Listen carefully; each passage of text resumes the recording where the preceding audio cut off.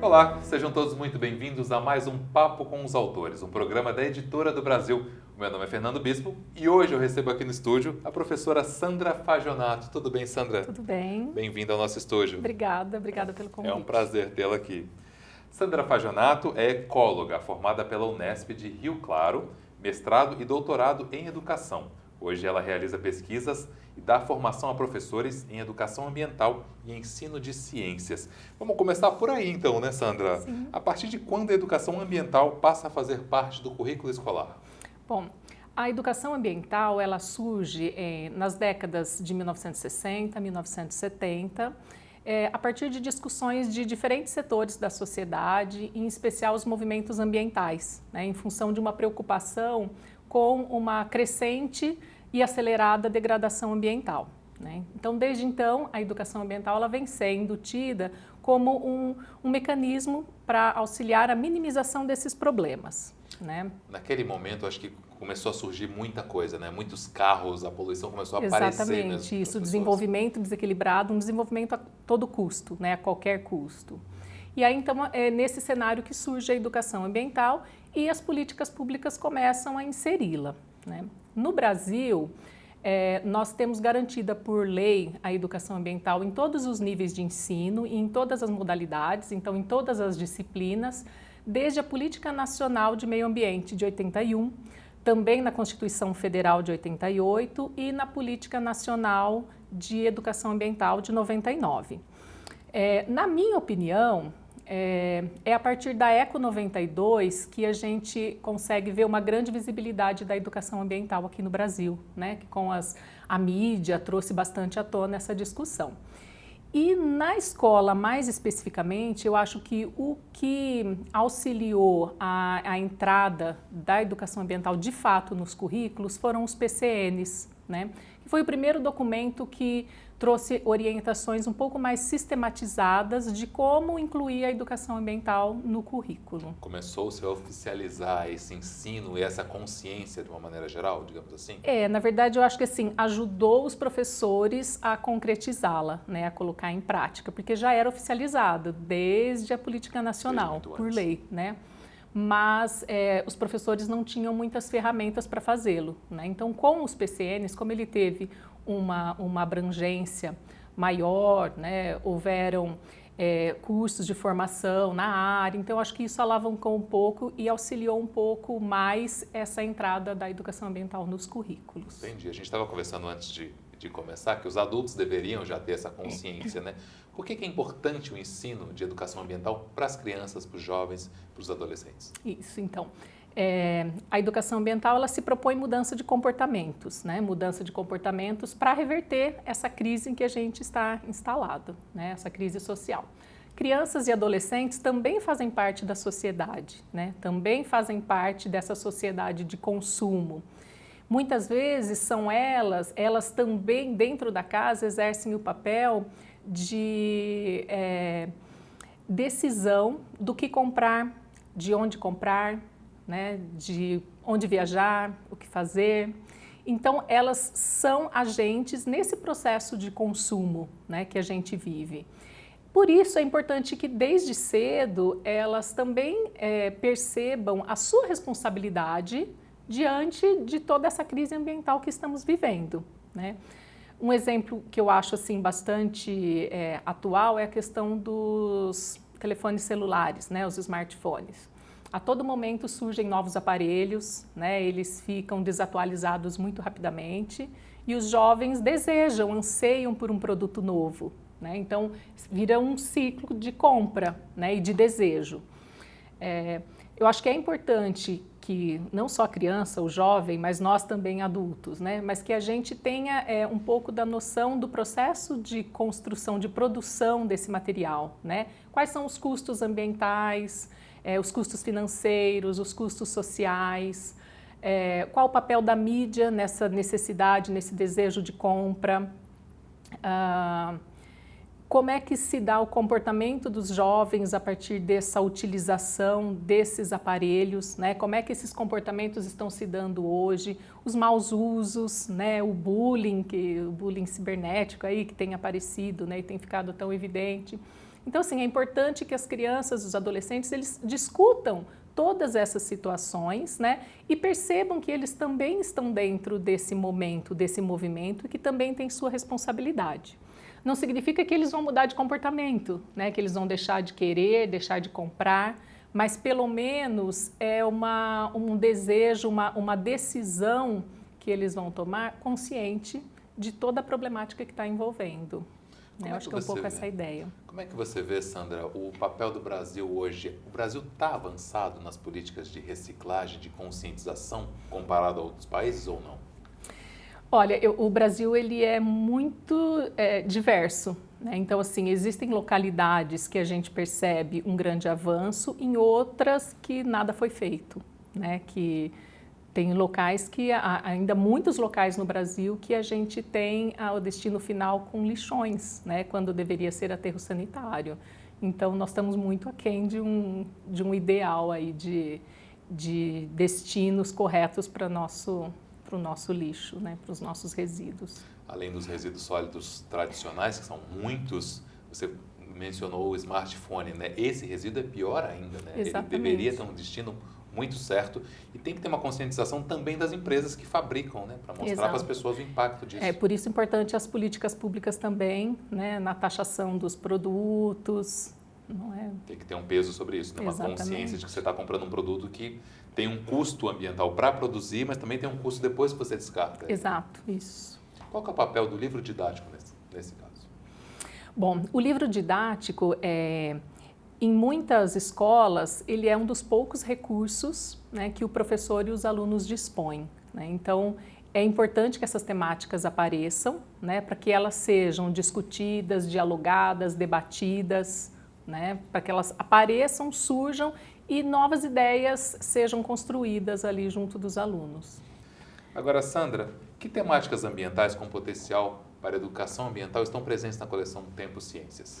Bom, são diversas, desde mudanças climáticas, aquecimento global, a própria questão do consumo consciente, poluição dos mais diversos tipos, da água, do ar, do solo, queimadas, desmatamentos, fragmentação de florestas e atropelamento de fauna, conservação da biodiversidade, enfim, é uma gama grande de temáticas que podem ser desenvolvidas. Você mencionou atropelamento de fauna. Algumas estradas estão construindo pontes, né? Pontes por cima e túneis por baixo da estrada para proteger esses animais. Já tem feito uma diferença, né? Isso, com certeza. São as passagens de fauna, né? Que são assim chamadas. Existem várias estratégias para a diminuição de atropelamento. A mais antiga que a gente conhece são as placas, né? Indicativas de fauna, que a gente identifica como necessidade de redução de velocidade, né? Que às vezes acontece. Isso, não é muito comum o atropelamento. Sim. E é muito grave, né? Não só para o animal, mas também para o motorista, para os passageiros. Professora, como essas temáticas são tratadas na coleção Tempo? Bem, a perspectiva que a gente tem trabalhado, que a gente buscou trabalhar, é na perspectiva da educação ambiental crítica, né? Que leva em conta não apenas a aquisição de conceitos científicos, mas que o aluno se aproprie também de uma capacidade de fazer escolhas, de tomar decisões, de participar ativamente na sociedade, né? Para dar um exemplo um pouco de como a gente trata das diferentes temáticas, eu vou usar o exemplo dos resíduos sólidos, né? No sexto ano, no livro do sexto ano, ao tratar de produtos e materiais e de separação de misturas, aparece a questão dos resíduos, né? Então, primeiro, ao falar dos produtos e materiais, a problemática surge, né? Então, falando um pouco do que são constituídas as coisas que nos cercam, né? Daí entra na questão do consumo, da produção de lixo. Numa segunda proposta de atividade, os alunos vão conhecer algumas formas de minimização desse problema. Então, por exemplo, a reciclagem do lixo, né?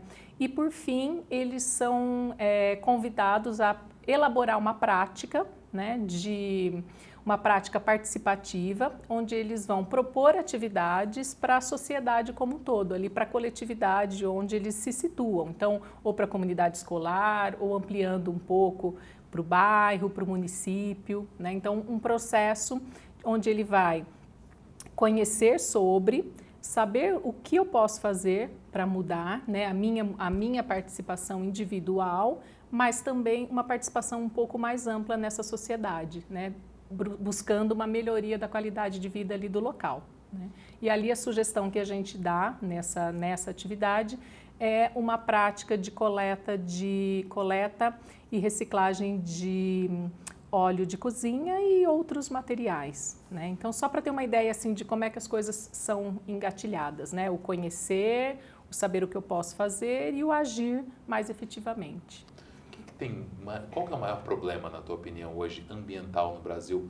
A gente falou do lixo, que a quantidade de resíduos é muito grande, mas quais são os principais problemas ambientais do Brasil hoje? Olha, eu particularmente considero a questão do consumo mesmo. Para mim, o consumo, porque o consumo você consegue olhar para ele em todos os aspectos, né? Se a gente for pensar a questão do desmatamento, o consumo está muito relacionado, né? Porque se desmata para quê? Para uma construção, para um grande empreendimento, que no fim das contas é um consumo, né? Então, assim, eu acho que a gente precisa aprender a consumir. Eu acho que esse é a grande necessidade nossa nesse tempo, né, dessa sociedade de consumo. A minha visão que eu vejo hoje no Brasil é que, além do consumo exagerado, existe um desperdício muito grande, né? Um aproveitamento muito mínimo dos materiais que poderiam ser melhor aproveitados. Exatamente, né? Quando a gente fala de consumo consciente, passa por isso, né? Eu realmente preciso consumir, né? Eu preciso por que motivo? Eu desperdicei, né? Eu deixei estragar, né? Eu tenho vários no guarda-roupa, eu tenho vários na sapateira, né? Eu acho que um pouco do consumo consciente é essa preocupação da real necessidade, né? De não deixar perder, de poder reaproveitar, né? De poder passar para frente. Você falou em reaproveitar, existem muitos movimentos na Europa, principalmente, de reaproveitar os materiais, de consertar os sapatos, os eletrônicos, para usar o mesmo, né? Não precisa descartar para comprar um novo, né? Sai mais barato e ecologicamente correto. Né? É uma prática de quem viveu aí de classe média, né? A nossa geração é uma prática muito comum, né? Que a gente aprendeu isso, né? E hoje a prática já é de jogar fora, né? De comprar um novo. Acho que hoje o poder a gente pode comprar mais, né? Tem coisas hoje que são muito baratas, né? As lojas de R$ 1,99, né, que se popularizaram.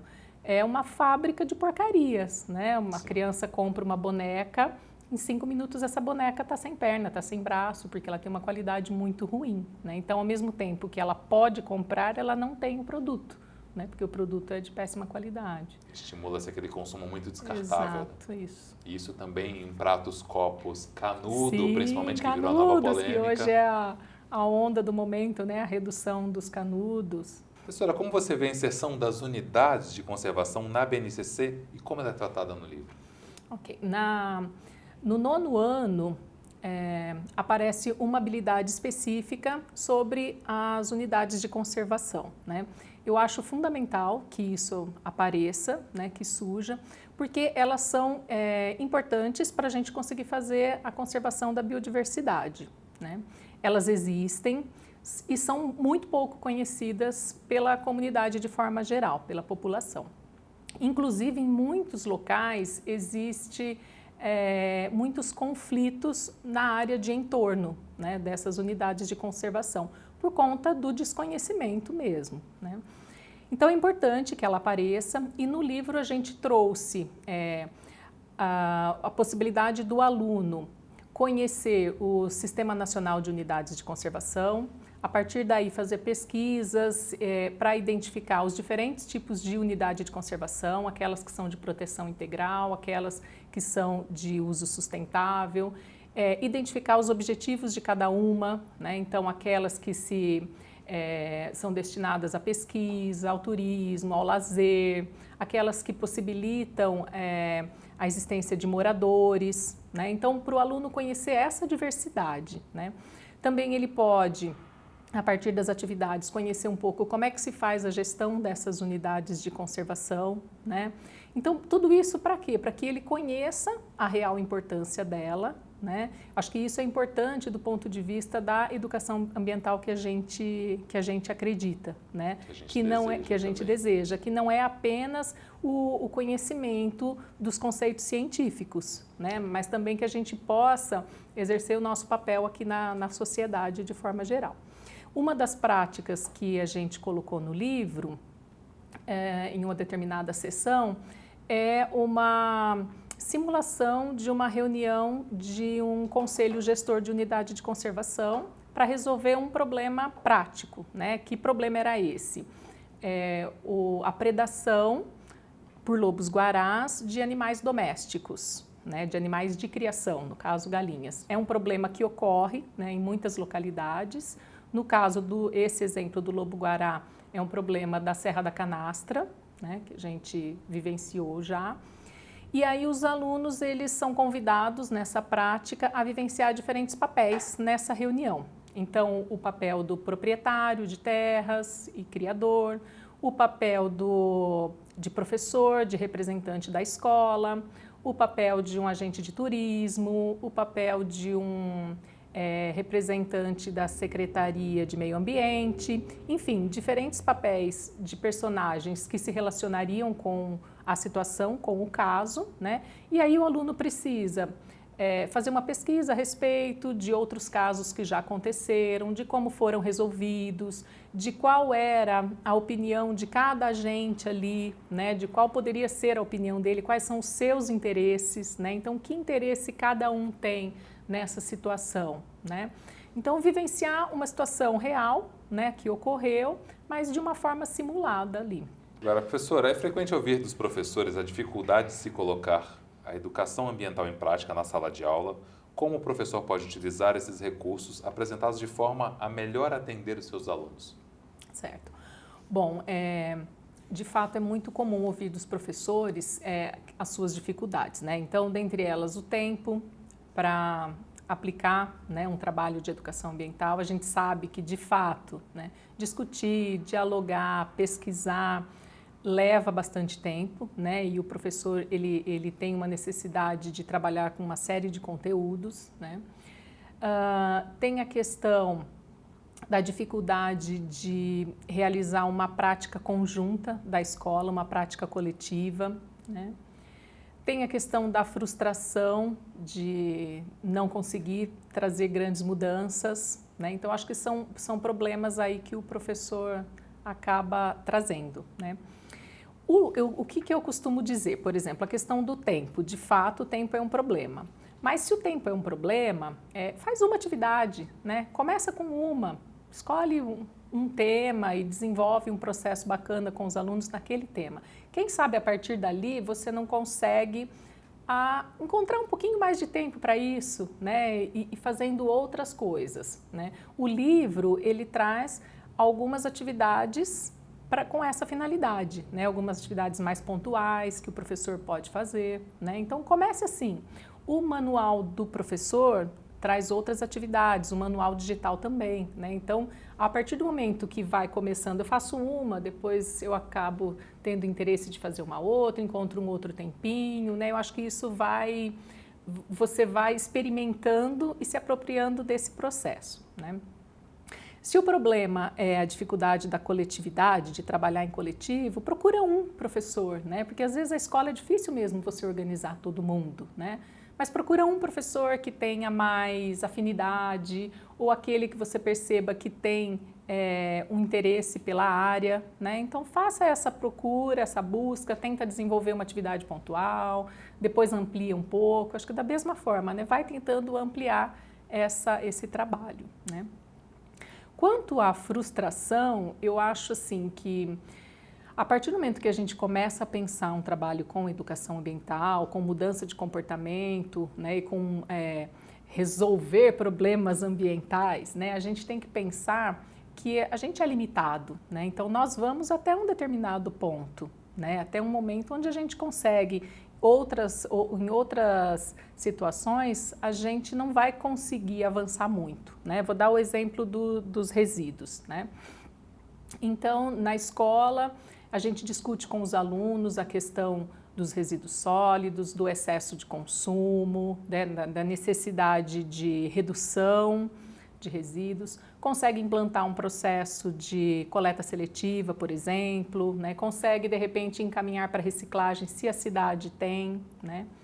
Mas aí, em determinado momento, o professor se pega, que percebeu ali na pesquisa com os alunos que o lixo da cidade vai para um lixão e não para um aterro, né? Aí é aquela frustração, mas e agora? Os alunos aprenderam que não pode e a cidade faz assim, né? Eu acho que esse é o momento de partir para uma outra esfera de trabalho, né? Que é ensinar para os alunos como é que eu faço as reivindicações, né? Eu acho que esse é um papel também de cidadão importante para os alunos perceberem e aprenderem, né? Então, onde eu não consigo agir individualmente, é hora da gente partir para uma participação mais ativa na sociedade. Então, o que eu posso fazer? Eu vou acionar Ministério Público, a gente vai enviar uma carta para a Prefeitura, vamos marcar uma reunião com a Câmara de Vereadores, vamos fazer parceria com as ONGs, né? Então, são formas de ensinar para os alunos como é que a gente reivindica pelas coisas que são importantes, né? Algumas a gente pode mudar por conta própria, porque são nossos comportamentos, e outros que são dependentes de políticas públicas, a gente pode aprender a reivindicar. Mostrar para eles qual é o passo, né? Qual é o caminho. Exatamente. O Papo com os Autores de hoje conversa com Sandra Fagionato. O tema, Educação Ambiental no Livro Didático de Ciências. Sandra, como é que você vê o engajamento, a vontade dos alunos de entender e de participar das questões ambientais nos dias de hoje? Olha, eu acredito que os alunos, é uma temática que os alunos gostam, né? Frequentemente eles trazem para a sala de aula situações que eles vivenciam na mídia, né? Que eles acompanham a mídia televisiva, a internet, né? Os alunos gostam muito de práticas ao ar livre, né? Então alguns professores que se apropriam desse tipo de atividade, né? que saem para fazer algumas atividades de campo com os alunos, percebem o quanto os alunos se envolvem nessas práticas, né? A sala de aula, ela muitas vezes é muito maçante para os alunos, né? Então essa possibilidade de sair, de conhecer coisas novas, de agir, né? De produzir, é bem-vinda pelos alunos. Existem estudos, inclusive, que mostram que quando o aluno está fora da sala de aula, ele aprende mais, ele se envolve mais com as atividades. Exatamente, né? Para alguns alunos isso é fato, né? Funciona. Sim, com certeza. Muitas vezes os professores reclamam que não se sentem preparados para trabalhar com a temática ambiental. Como é que você vê essa questão? Essa também é uma verdade, né? Os professores, de fato, muitas vezes reclamam de não estar preparados, né? O professor Absaber, ele dizia que educação ambiental é uma ação entre missionária e utópica, destinada a mudar comportamentos humanos e recriar valores, né? Eu acho que esse pensamento, ele reflete muito essa angústia dos professores, né? Porque utópica, um pouco é essa sensação que os professores têm, né? Dessa utopia. Os problemas ambientais, eles são tão grandes, né? A magnitude é tão grande, o que eu posso fazer, né? Então dá essa impressão dessa utopia. É missionário, porque é um trabalho de se lançar no escuro, no desconhecido. Eu tenho que pesquisar, eu tenho que conhecer, eu tenho que buscar informações, eu tenho que encontrar mecanismos para fazer aquela prática dar certo, né? Para fazer aquilo que aquilo aconteça, né? Aquilo que eu acredito. Mas eu acho que o importante é esse acreditar, né? Então, assim, pensando nessa ideia de missão, né? Eu tenho que acreditar na importância da educação ambiental, né? Eu tenho que acreditar que isso vai dar certo, que isso é importante, né? E aí acho importante fazer uma reflexão, né, individual, cada professor, né? De fato eu acredito, né? De como é a minha relação com a natureza, né? Eu me vejo parte da natureza ou eu vejo a natureza como um recurso apenas, né?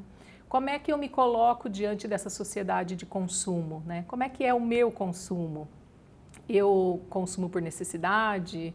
Eu, na ansiedade, busco consumir algo, né? Eu reflito sobre aquilo que eu compro, eu sei de que empresas eu compro, né? Eu acho que essas são coisas importantes, as perguntas importantes do professor se fazer a todo tempo, né, para realizar um trabalho de verdade, né? Como é que eu vejo o meu comportamento, né? Eu cuido desse meu comportamento, né? Eu estou disposta a mudar de atitudes. Eu acho que é um pouco isso. Acho que é o comportamento que todos, essa consciência todos deveriam ter, né, professor? Exato. O que as pessoas, os professores principalmente, podem esperar da coleção Tempo Ciências? Bom, eu acho que um recurso para se trabalhar, pensando aí em todo o ensino de ciências, né?